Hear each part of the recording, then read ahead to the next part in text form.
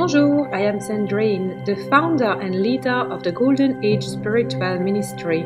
Together, we learn about the embodiment of our multidimensionality so we can reclaim our full sovereignty in this beautiful reality.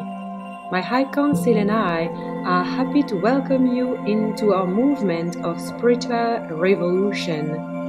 Please subscribe to my channel and turn on the notification bell so you don't miss any of my new transmissions. Thank you for liking, commenting below and sharing this video. Show us your love. Hi everyone! Hello, I'm so excited. Let's start with the architecture of our fractal. So I talk about ourselves as a fractal. So like I'm a fractal, you are a fractal. We all are fractals. And then you can go from fractals that are smaller. So a fractal could be my heart, a fractal could be my adrenal system, a fractal could be my atom, fractal microcosm, and then fractal microcosm. So humanity, the earth is also a fractal, our galaxy is a fractal, and so on. So for today, we talk about a fractal about ourselves. So at the center point of our fractal, it's our heart center. And our heart center, I'm trying to make it and it's like not centered at all. So this is a fractal and at the center is the heart. And so our heart has the capacity to create space for everything that happens in a human or reaction. So you can have very strong reaction of anger, very strong reactions of sadness, of depression, of frustration. You can have shame, guilt, regret, judgment. You can have all of this. Because you know what, that's happening, right? It's like a fact. We all feel that, and most likely we will keep on feeling that, no matter the amount of work that we do. Every now and then, if not often, that comes in, and there is no judgment to have about that. This is part of the human experience, experiencing evolution through contrast. This feels unpleasant. So what do I need to do to feel better? So the heart space has the capacity to open up, to be able to heal and to say, you are welcome. You are welcome no matter what you feel, no matter how ashamed, how dark you think you are, no matter how much resistances you have into looking into the shadows, looking into your subconscious. I am here for you, and I create the space needed for everything to come up to the surface. So everything can be brought into the light. Eventually, this is the work that we are here to be doing, to bring things from the shadows, from the subconscious into the light. So why is this so important? Because if we don't do that, we feel these murky waters inside of ourselves. We feel pain. This pain can show up physically, emotionally, or mentally. This pain becomes so present that it's like a companion that is always there. And this pain, we just don't know how to live without it anymore because it has become a part of who we are. And this pain is so normalized that we think that this is who we are. For example, my past self, a couple of years ago, was really connected to the identity of being a broke single mom, always struggling with money. And that created pain. I could never buy my daughters a new book. They're both bookworms. We could never go to a bookshop and buy them a new book. It always had to come from the library. I could not afford a freaking book. And I used to cry at night because of that. And I still feel emotional as this past self was there a couple of years ago only. I was living in a house that I was proud to be able to afford because so many people could not even afford a house back then, but the house was moldy. I had literally mildew growing on the walls, on the curtains. we were constantly cold in the winter. No matter the amount of heating, we put constantly cold. So I was feeling so guilty and ashamed for not being able to provide decent accommodation for my daughters. And that pain was eating me inside. I thought I was a failure. Yet I was already channeling. I was already, I had a yoga studio. I was doing the work, guys, you know? It's not like I was not doing anything. I was doing the work. I was already on the path. I've kind of always been on the path, you know, trying all the things. Only I was really stuck into that identity. And for a long time, I just did not know how to shift from that identity, because that identity was everything that I had already always known. I was reproducing my mother's situation, broke single mom, trying always to, you know, give us the best life possible, which she did, you know, bless her soul. But I always saw everyone, you know, around me struggling. So I was just kind of like, it's normal. All the facts were there. And when I listened to Abraham Hicks and when I listened to the people, I was sometimes angry. I was like, but you don't understand my situation, you know? Until I realized that I no longer wanted to have that identity. I felt like that identity needs to go away.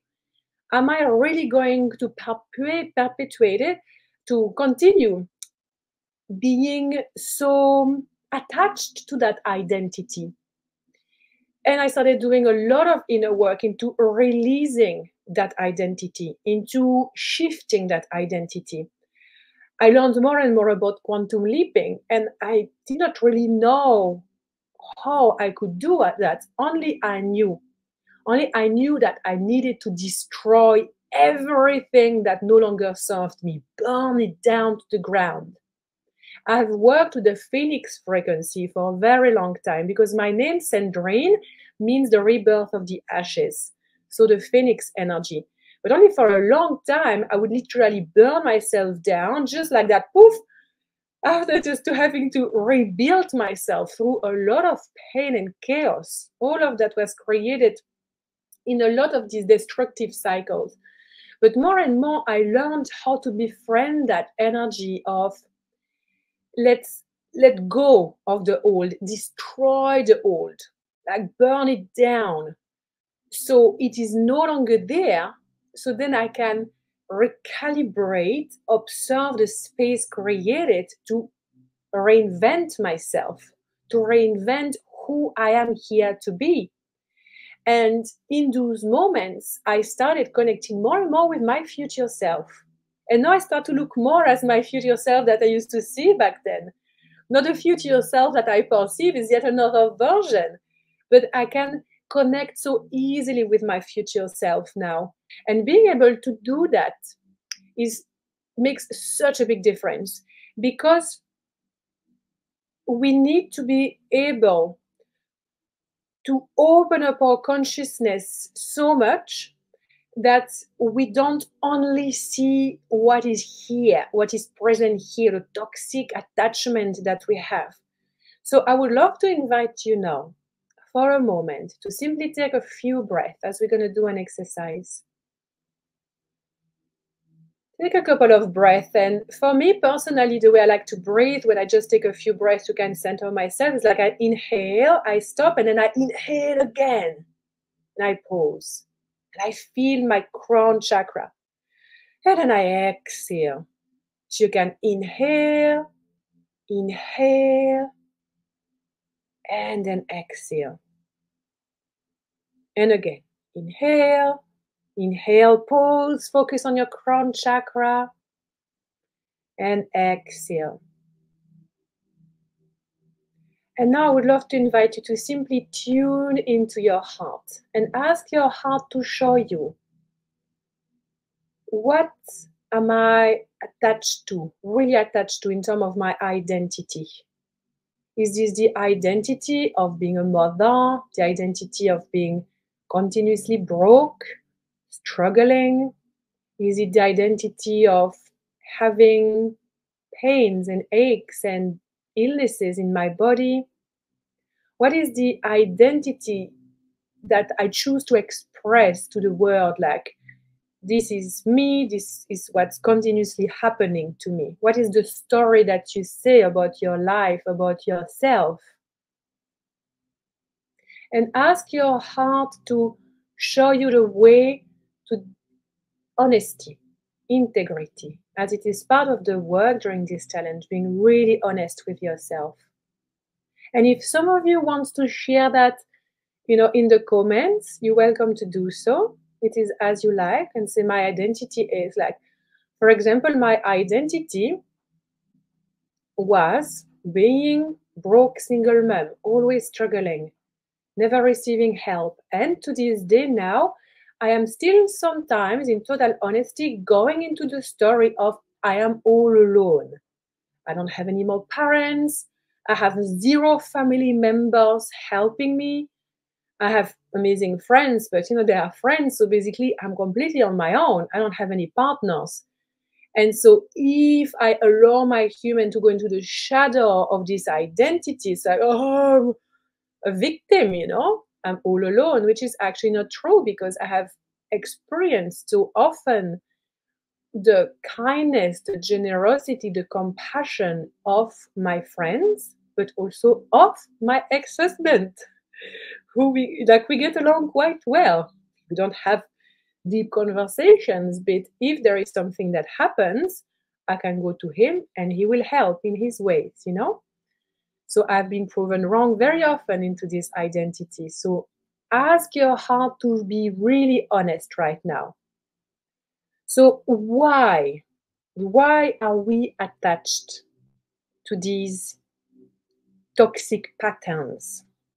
Why do we keep attracting more of that? I would love to ask you to simply type yes in the comments if it's a belief system that you share, as I have this belief system myself, that my vibe attracts my reality. So basically my vibe, my frequency, my desires, it attracts my reality. It's not like it happens instantly like that, but generally speaking, there is this understanding that a lot of us have now, that my vibes attract my tribe and so on. So we know that what we vibrate, we attract. And then we wonder, like, I do all the work, I'm a nice person, I'm kind and all the things. So why do I keep attracting these problems, these challenges in my life? It's kind of like, doesn't really make sense. We all have this understanding that our vibe that attract our tribe attracts our reality. How do we reconcile that with we do everything that's necessary to be a good person, and we still keep attracting the contrast, the pain, the identities that we no longer want to express and embody? This comes from all the taboo, all the shadows that are still present within us and that are still speaking. So even if it's not present in our conscious mind, and especially if it's not present in our conscious mind, those voices, this energy, those vibrational points are still emitting signals, frequencies. So we don't like, for example, being a lone wolf or a broke person or someone that always faces rejections in love, abandonment, and so on. And so we know that consciously, but then what is really the root of us perpetuating that?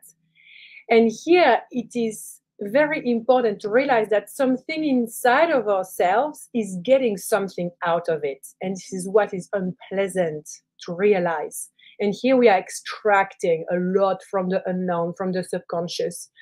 Because what we keep on perpetuating, what keeps on happening in our lives, it means that we get something out of it. It means it brings a certain dose of being turned on by that pain, enjoying that pain. And that's very sadistic. That's so taboo. That's so like, we should never enjoy pain. We should never even think that it is possible to enjoy pain. So what are you saying, Sandrine? I am sharing this with you because this is the quantum dynamic of attraction. There is something that we attract always. So if we keep on attracting things that are unpleasant, it's because there is a part of ourselves that actually wants it. It's like, bring this to me. It's giving me something.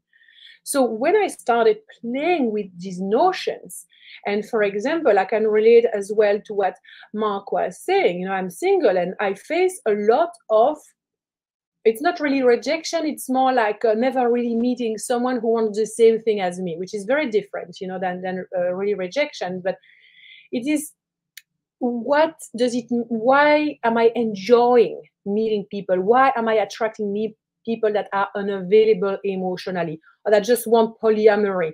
It's like, no, thank you, not my vibe. So I had to really go deep and realize that the same as what I had felt before, being constantly broke, is that my human self has this feeling of being turned on by that, because it places me as a victim. And so as a victim, I can feel sorry for myself. And so other people feel sorry for me. And people are like, oh, it's not fair, you know, why? You know, poor you. And so my human is kind of getting something out of it, which is like connection to other people, or it is connection to my family, because everyone is my family. Like a lot of people in my family struggle financially, so I belong to my family. So there's a connection. So I feel like, oh, you know, it feels good because I am part of something. And so it is important to be able to really be honest with the toxic attachment that we have. So we have expressed that already, like it's toxic attachment to a pattern that is like love and hate relationship with an aspect of ourselves. And then the second step that I would love for you to dive into now is that, what does it actually bring me? What am I gaining from this? Because when I was a broke single mom, what I was receiving was receiving help from the government, and sometimes, and my ex-husband, and sometimes friends, they knew, like when we would be going out, everybody was paying me things. So I was in the center of attention. You know, it's like, oh, let's help out Sandrine. I was like, oh, thank you so much. I was always in gratitude, you know, and cooking for everyone to show my gratitude and so on. But it was kind of like, I found a certain pleasure in that. So what are you gaining from your toxic attachment? Take a moment to really tune in and again be very honest with yourself. What turns you on by being like that? What do you gain from it? Because when we do that, we want to really work with the body. So the body is going to have a reaction, and the reaction is this I don't know what's the word, but it's like loving something that is gross and disgusting. It's a little bit like if someone has, you know, like a big burn or like a big scar, or we have like a broken bone or something, it's like, oh, we don't want to look at it, but at the same time it's fascinating, we really want to look.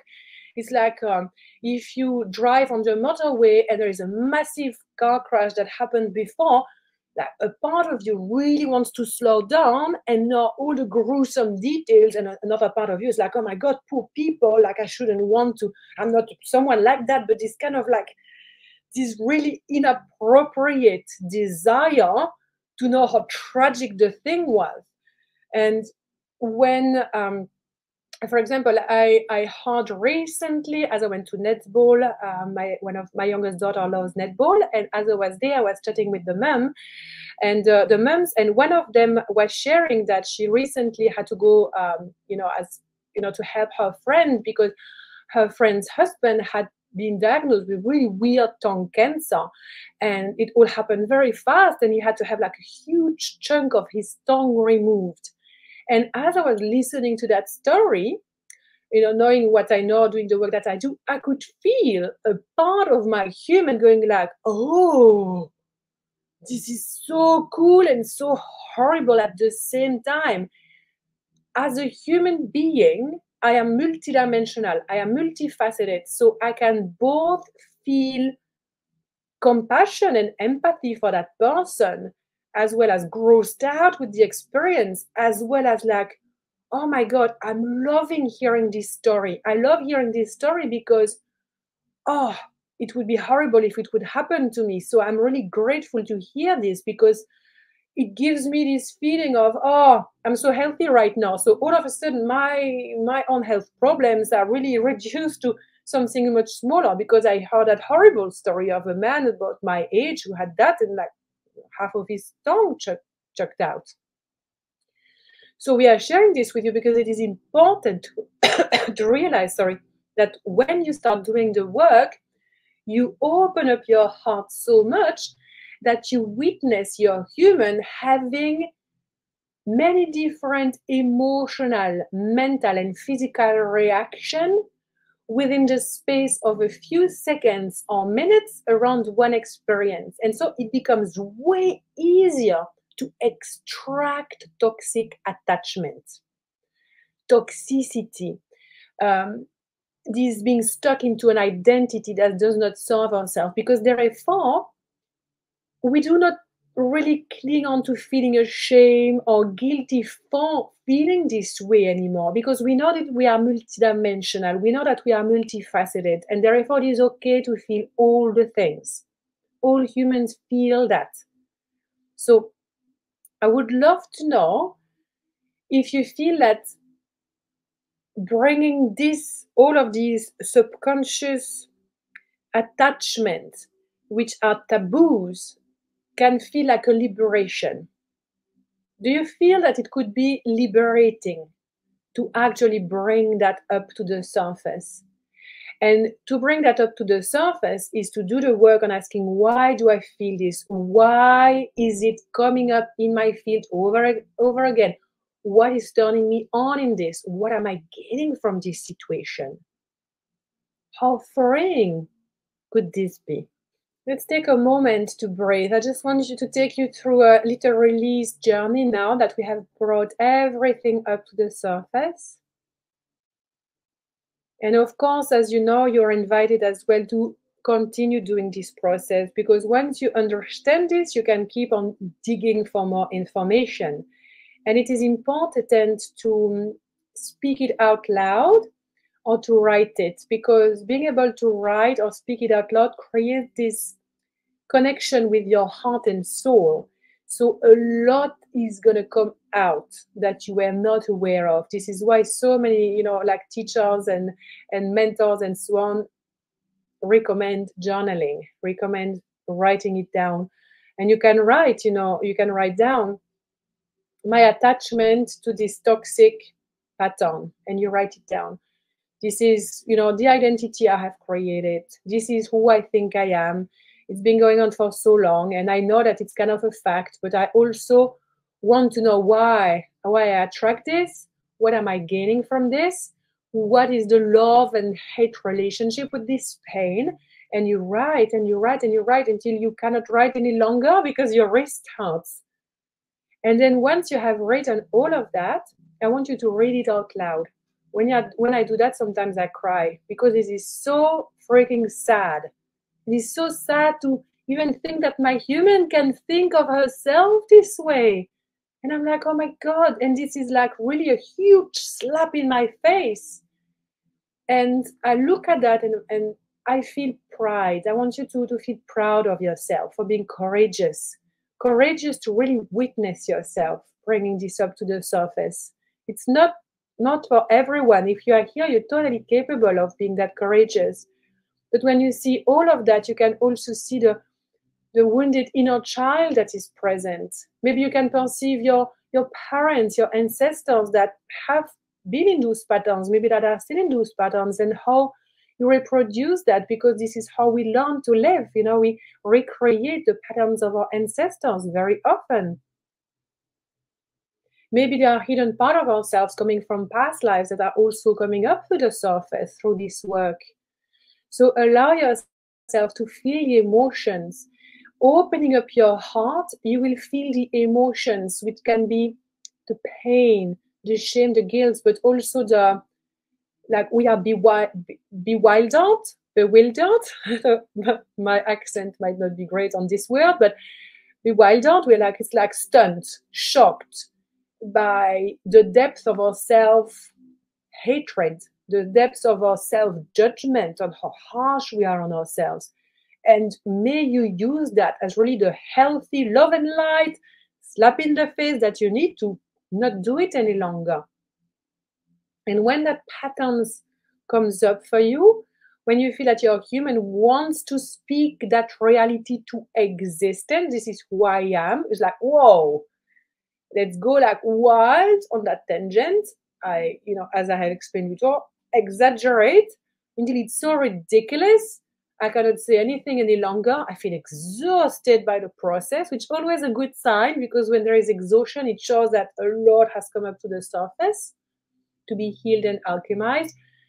Then we breathe. Then we come back into our heart, and we say, what's the narrative? What's my narrative? What are my true heart desires? And so for today, after the session today, I would love to invite you to practice what we have talked about. Take a moment later today, tonight, or tomorrow morning to write down or speak out loud the way we have shared. Find the pain, the attachment, the love and hate relationship around that. Amplify it until it becomes widely ridiculous, so you can have a good laugh at it, and please allow yourself to feel the emotion. Sometimes, you know what they say, it's like it's important that you can laugh and cry at the same time. I don't know if you have experienced that, but I experience that a lot when I do this process. I cry and I laugh. And it's like, what am I feeling? I feel both ecstatic and also really in pain right now, really sad for witnessing how harsh I am, how harsh I have been with my human. Allow yourself to feel all of the emotions. Express the emotions. Write them down, express them out loud, feel them. You can give your human a big hug, like touch your body like this, like your heart is like my wings, like we all have wings. Feel your wings wrapped around your human. Take a blanket if it helps, and just place your arms like this and feel like, have got me. Have got me. It's okay. It's okay to feel this way. And in the future, in the next following days, weeks, and months, every time the intensity of the attachment to suffering, the attachment to toxic patterns in your life arises, do the work again. Because we all know that there's always like an iceberg lurking somewhere. So it's coming out. Let's keep bringing it out until we feel that really there is a physical release, which we do very fast doing these techniques today. The trilogy of the Golden Phoenix starting in October. In that trilogy, we will do the deep inner work of reinventing ourselves to be able to anchor ourselves into the new reality that we are quantum leaping into. Of course, everyone will be able to join this deeply transformative trilogy that will happen over 3 sessions, supported with high degrees, Facebook group, light language transmission, meditation, light language that I have written, all the things. It's like extremely potent. Keep shining bright. Lots of love.